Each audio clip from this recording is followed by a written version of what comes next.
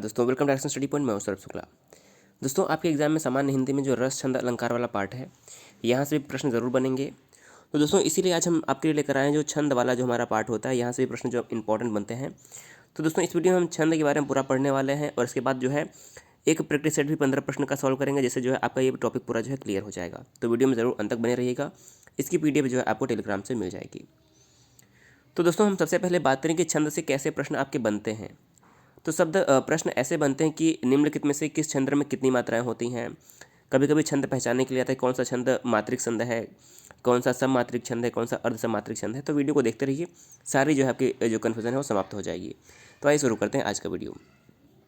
सबसे पहले हम बात करें कि छंद होता क्या है। देखिए, छंद होता क्या है।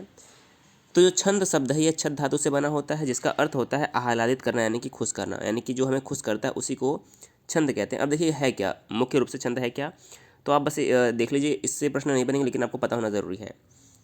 वर्णों या मात्राओं के नियमित संख्या के विन्यास से यदि आह्लाद पैदा हो तो उसे छंद कहते हैं। यानी कि जो वर्ण और मात्रा का नियमित विन्यास होता है उसी से जो एक प्रभाव आता है, एक आह्लाद यानी खुशी उत्पन्न होती है, उसी को ही हम छंद कहते हैं। छंद का दूसरा नाम पिंगल भी है। पिंगल क्यों कहते हैं? क्योंकि जो छंद शास्त्र के आदि प्रणेता थे और पिंगल थे, तो इन्हीं के नाम पर जो है छंद को पिंगल भी कहा जाता है, क्योंकि इसके जो आदि प्रणेता वो कौन थे, वो पिंगल ऋषि ही थे। तो इनका भी नाम आप याद रखिए। एक प्रश्न ये भी बन सकता है कि छंद का सर्वप्रथम उल्लेख कहाँ पर देखने को मिलता है। तो सर्वप्रथम जो छंद का उल्लेख है वह ऋग्वेद में देखने को मिलता है। देखिए, जिस प्रकार गद्य का नियामक व्याकरण होता है, उसी प्रकार जो पद्य होता है उसका नियामक जो है छंद शास्त्र होता है। अब बात करें कि छंद के अंग कौन कौन से होते हैं। तो देखिए, यहाँ से प्रश्न बनने की संभावना काफ़ी कम होती है, लेकिन आप चाहें तो जान लीजिए। छंद के देखिए अलग अलग अंग में क्या आता है। एक होता है चरण, जैसे कि दोहा में 4 चरण होते हैं, तो आप ये सब समझ सकते हैं, जिसे हम पद कहते हैं। दूसरा होता है वर्ण या फिर मात्रा। वर्ण या फिर मात्रा, ये सभी क्या है, छंद के अंग होते हैं। संख्या और क्रम, कितनी संख्या में कौन से वर्ण हैं, ये भी आप कभी कभी पूछा आता है। जो गढ़ है ये भी छंद का एक अंग है। देखिए, गढ़ क्या होता है। गढ़ आप ऐसे जान लीजिए, कोई भी शब्द जो समूह में आता है उसे गढ़ कहते हैं। जैसे कि कोई भी चीज़ एक साथ आए, जैसे कि पवन तनय, पवन में 3 वर्ण हैं, तनय में भी 3 वर्ण है। पवन तनय संकट, संकट में भी कितने वर्ण हैं, 3। तो ये सब क्या बन रहा है, 3-3 का समूह बन रहा है। तो ऐसे शब्द जिसमें 3 का समूह बनता है उसे गढ़ कहते हैं। तो एक ये हो गया गढ़। इसके बाद एक आता है गति। गति का मतलब जो लय होता है, यह भी एक अंग है। यति यानी कि विराम, ये भी छंद का एक अंग है। और इसके अलावा जो तुक होता है ये भी छंद का एक अंग होता है, यानी कि जो तुकांत आता है, जैसे कि पवन तनय संकट हरण मंगल मूर्ति रूप राम लखन सीता सहित हृदय वसों सुरभूप। तो रूप और भूप का जो है इसमें तुक बन रहा है। तो ये सभी जो हम होते हैं छंद के अंग होते हैं। इससे आपको प्रश्न नहीं बनते, इसलिए दोस्तों हमने आपको ये समझा दिया कि होता क्या है।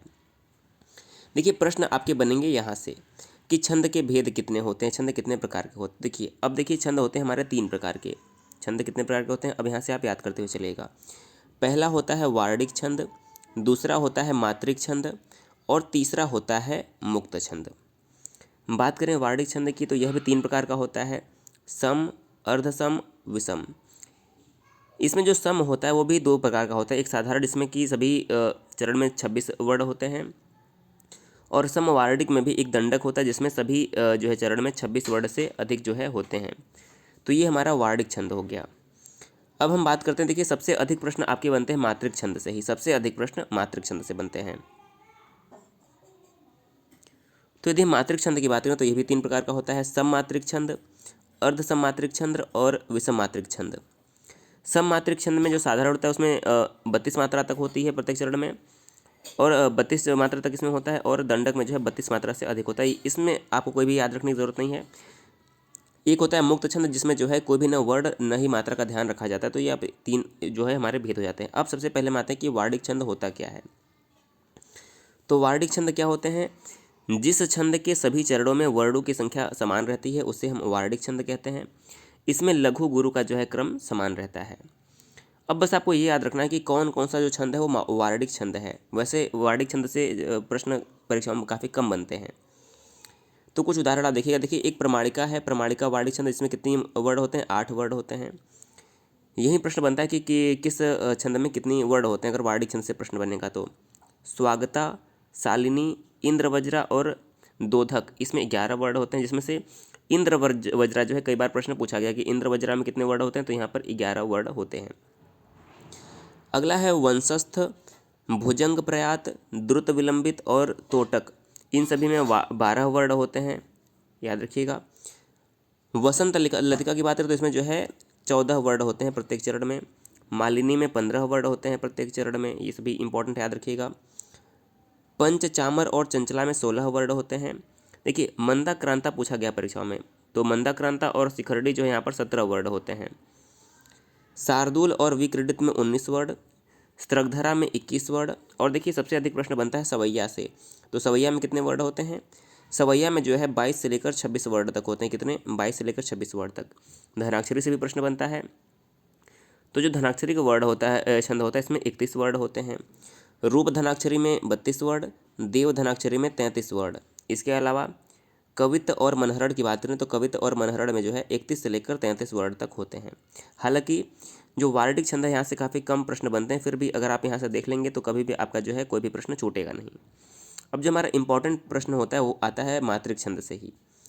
तो मात्रिक छंद जैसा कि नाम से ही पता है, मात्रिक छंद के सभी चरणों में जो है मात्राओं की संख्या समान रहती है, लेकिन लघु गुरु के क्रम पर ध्यान नहीं दिया जाता है। तो यहाँ पर याद रखिए कि यहाँ पर मात्रा जो है समान मात्रा होंगे मात्रिक छंद में। अब मात्रिक छंद भी 3 प्रकार का होता है। पहला होता है सममात्रिक छंद, जिसमें सभी जो चरणों में मात्राओं की संख्या समान रहती है। इसमें कौन कौन से प्रमुख होते हैं, जैसे कि एक अहीर होता है, इसमें 11 मात्राएं होती हैं। तोमर में 12 मात्रा, मानव में 14 मात्रा, अरिल पद्धरी और पद्धतिका में जो होती हैं, और चौपाई में 16 मात्रा। सबसे इम्पॉर्टेंट आपका होता है चौपाई। चौपाई में कितनी मात्राएं होती हैं, तो चौपाई में जो है आपके 16 मात्राएं होती हैं। इसको आप याद रखिएगा। चौपाई में 4 चरण होते हैं, प्रत्येक चरण में जो है 24-24 मात्राएं, प्रत्येक चरण में 16-16 मात्राएं होती हैं। देखिए चौपाई का एक उदाहरण देख लीजिए, जैसे कि आपको जो है कोई कन्फ्यूजन नहीं होगा, तो आपको यहाँ पर याद रख लीजिए कि चौपाई में 4 चरण होते हैं। आप देख लीजिए, एक चरण जय हनुमान ज्ञान गुण सागर। देखिए चौपाई में कितने चरण होते हैं, देखिए चौपाई में प्रत्येक चरण में जो है 16 मात्राएं होती हैं। बस आपको इतना याद रखना है कितने होते हैं। पहले में भी 16 मात्रा होगा, दूसरे में भी 16 मात्राएं होंगी। तो चौपाई के प्रत्येक चरण में 16 मात्राएं होती। गिनना कैसे है, देखिए 1 2 3 4 5 6। देखिए जो बड़ी ई की बड़ा कोई मात्रा हो या आ की मात्रा, तो वहाँ पर हम 2 गिनते हैं। तो यहाँ पर देखिए 1 2 3 4 2 6 7 2 9 10 11 12 13 14 15 16। देखिए 16 मात्राएं ऊपर हो गई।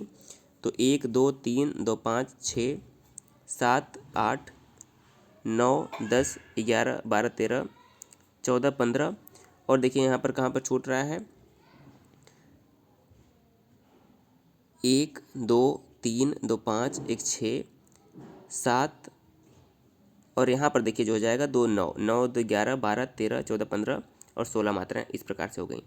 तो देखिए चौपाई में जो है चौपाई के प्रत्येक चरण में जो है 16 मात्राएं होती हैं। बस इतना ही आपको याद रखना है कितना होती हैं। चौपाई के प्रत्येक चरण में जो है 16 मात्राएं होती हैं, इतना यहाँ से आपको याद रखना है।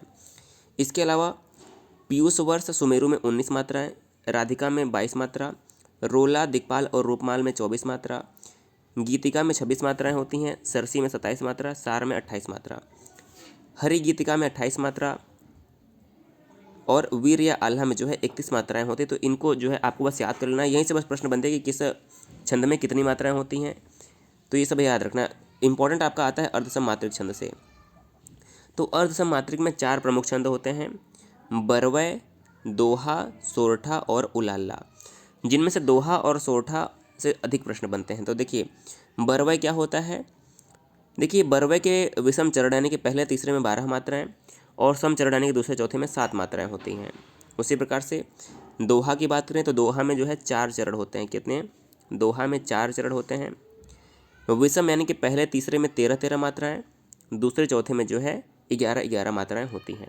दोहा का एक उदाहरण देख लीजिएगा। देखिए दोहा में 4 चरण होते हैं, 1 चरण, 2 चरण, 3 चरण और 4 चरण। पहला और तीसरा यानी कि विषम में जो है 13 मात्राएं, दूसरे और चौथे यानी कि जो सम होती हैं इसमें 11 मात्राएं होती हैं। तो इसको जो है आप गिन कर भी जो याद रख सकते हैं। और इसी का जस्ट उल्टा होता है, इसी का उल्टा होता है सोरठा। तो सोरठा के पहले और तीसरे में 11 मात्राएं, और दूसरे और चौथे में जो है 13 मात्राएं होती हैं। एक बार देख लीजिए। तो दोहा में विषम में 13 यानी कि पहले तीसरे में 13, दूसरे चौथे में 11। सोरठा में जस्ट उल्टा हो जाएगा, पहले और तीसरे में 11, दूसरे चौथे में 13 मात्राएं यहाँ पर हो जाएंगी। और उलाला की बात करें तो इसके पहले तीसरे में 15, दूसरे चौथे में जो है 13 मात्राएं यहाँ पर होती हैं।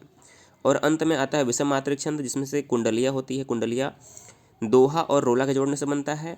छप्पय जो है रोला और उलाला के जोड़ने से बनता है। तो ये हमारा हो गया मात्रिक छंद।